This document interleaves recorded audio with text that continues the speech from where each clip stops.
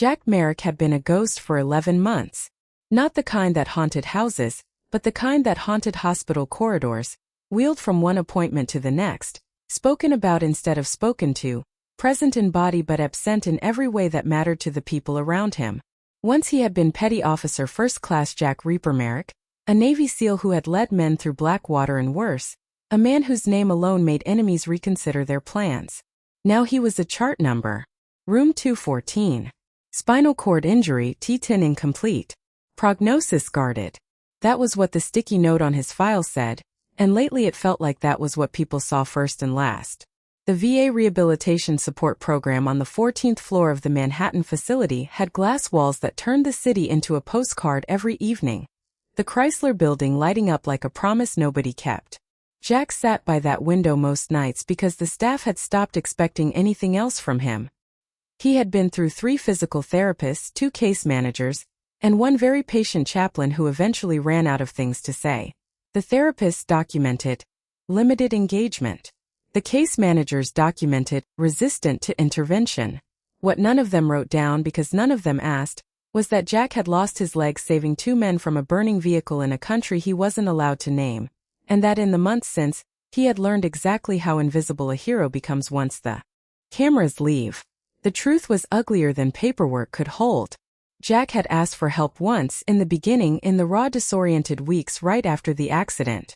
He'd asked a physical therapist named Dale to push him harder, to stop treating him like glass. Dale had smiled the smile of a man clocking out in 20 minutes and said, "Let's not overdo it today, champ." Chant. That word had landed like a slap. Jack stopped asking after that. He learned the hospital's rhythm, the false cheer of the morning shift, the exhausted efficiency of the evening shift, the way everyone's eyes slid past his face and landed on the chair instead. He became polite. He became quiet. He became, in the parlance of his old team, hardened to zero. A man who had sealed every hatch so nothing could get in and nothing could get out.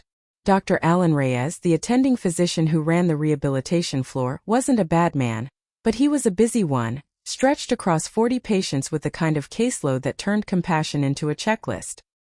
He'd stand in doorways with his arms crossed, reciting statistics about incomplete spinal injuries and recovery windows, and then move on to the next room before the numbers had even settled in the air. Jack had stopped listening to him around week 6. There was a particular kind of loneliness in being surrounded by professionals whose job was to help you and realizing that not one of them actually saw you. That changed on a Tuesday evening in March, the kind of gray, forgettable Tuesday that turns out later to be the hinge an entire life swings on. A new nurse came onto the floor, dark blonde hair pulled back tight, sharp eyes that didn't do the sliding past thing everyone else's did. A stethoscope looped around her neck like she'd worn it into 100 rooms that mattered more than the badge implied. Her name badge read RN Sarah Combs, though nobody on the floor called her that for long once they learned her history. 8 years as a combat corpsman before nursing school, 2 deployments, the kind of resume that didn't come up in casual conversation because she never brought it up herself. Sarah had read Jack's file before she read his door number. Not the sanitized version, the real one, the one buried in the transfer notes from the military hospital that mentioned his unit, his rate, the incident that took his legs. She recognized the shape of it immediately, the way only someone who had lived inside that world could. She walked into room 214 that evening, saw a man staring at a skyline like it owed him something, and didn't reach for a clipboard or a cheerful greeting. Instead she stood at something like attention, and in a voice pitched low enough that only he would hear it, she said, "Evening, Reaper." Jack's head turned so fast it startled her.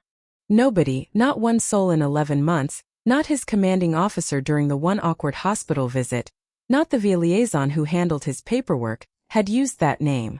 Reaper had been buried the day he woke up in a hospital bed with tubes in his arms and no feeling below his waist, buried along with the version of himself that could run, that could carry a wounded brother over uneven ground, that could be trusted to lead.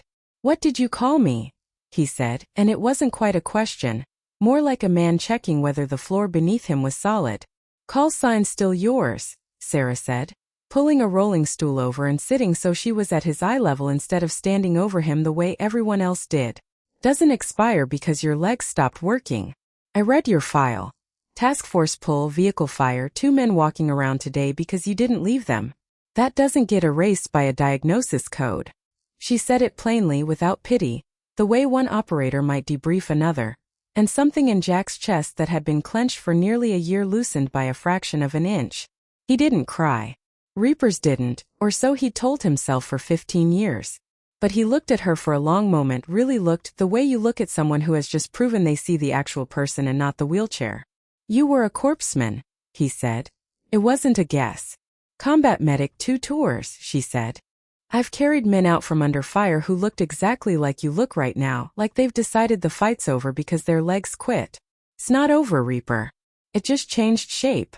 She stood, checked his vitals with brisk professional hands, and before she left she said one more thing, almost as an afterthought, though nothing about Sarah Combs was ever really an afterthought. "Tomorrow 0600 PT Gym. I'll be there. Don't make me come get you." For the first time in 11 months, Jack Merrick set an alarm. She was there at 0559, which Jack noted with something like reluctant respect, because in his experience the world ran on 0600, and a half on excuses on people who said they'd show up and then didn't.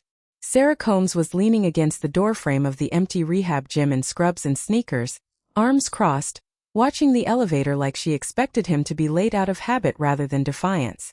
When Jack rolled through the doors at 0600 exactly, she didn't smile, didn't make a show of it.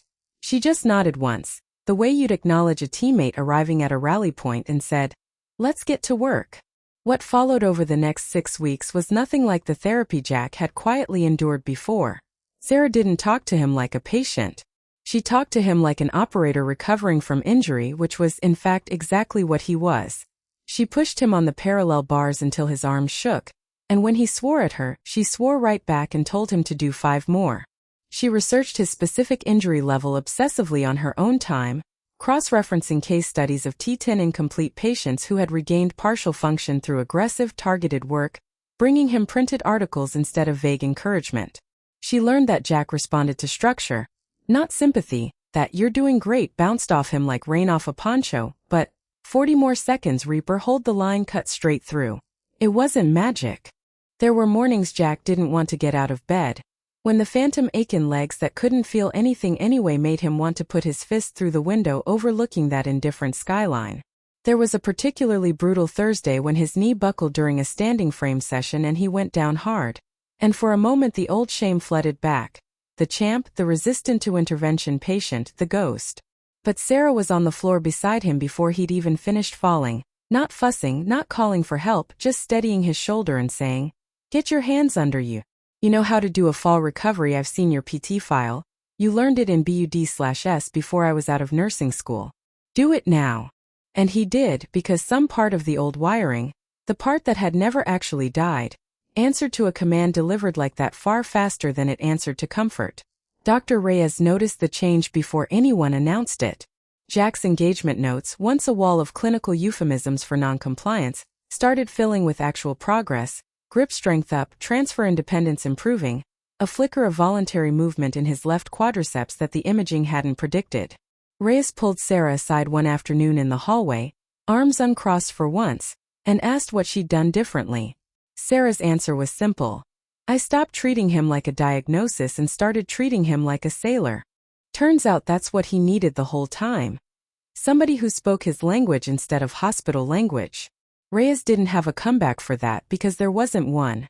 He just nodded slowly and from that day on, sat in on more of Sarah's sessions than his schedule technically allowed, taking notes of his own. Jack's family started visiting more too, drawn back by a version of him that finally had something to say beyond monosyllables. His sister told Sarah, tearfully, in the hallway one evening, that she'd almost stopped visiting altogether because watching her brother disappear inside himself had become unbearable. And now, for the first time since the accident, she recognized him again. Sarah just said what she always said, deflecting credit the way people who've actually done hard things tend to. "He did the work. I just refused to let him quit on my watch." By the 8th week, Jack stood using parallel bars for 11 full seconds without support. Not walking, not yet, maybe not ever in the way he once had, but standing upright, a man reclaiming ground one impossible inch at a time. When his legs finally gave and he had to sit back down, he wasn't defeated. He was breathing hard and, for the first time since the fire in that vehicle 11 months earlier, he was smiling. Sarah crouched in front of his chair. checked his pulse out of habit and said quietly, 11 seconds, Reaper. Write it down. That's the new baseline. Tomorrow we beat it. Jack looked past her, out at that same indifferent skyline that had watched him disappear for months, and for the first time it didn't look indifferent at all. It looked like a city that had been waiting for him to come back. What Jack Merrick's story proves is something so many people forget in the sterile hallways of hospitals and the burnout of overloaded systems. Healing rarely comes from more equipment, more medication, or more paperwork. It comes from being seen.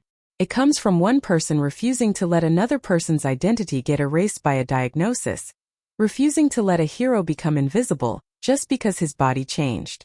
Sarah Combs didn't have a special technique the other therapists lacked. She had the will to look past the wheelchair and find the man who was always still there, waiting for someone to call him by his name. If this story moved you even a little, that's exactly why stories like this deserve to be told, and told well. We bring you real, powerful narratives about resilience, service, and the quiet heroes who refuse to give up on people the world has written off. If you want more stories like Jack and Sarah's, stories that remind you what it means to fight for someone until they remember how to fight for themselves, hit that subscribe button right now and turn on notifications. Every subscriber helps us keep telling the stories that matter, the ones about the veterans, the nurses, the everyday people doing extraordinary things when nobody's watching. Subscribe today. Share this with someone who needs a reminder that no one is ever truly past saving. And we'll see you in the next story.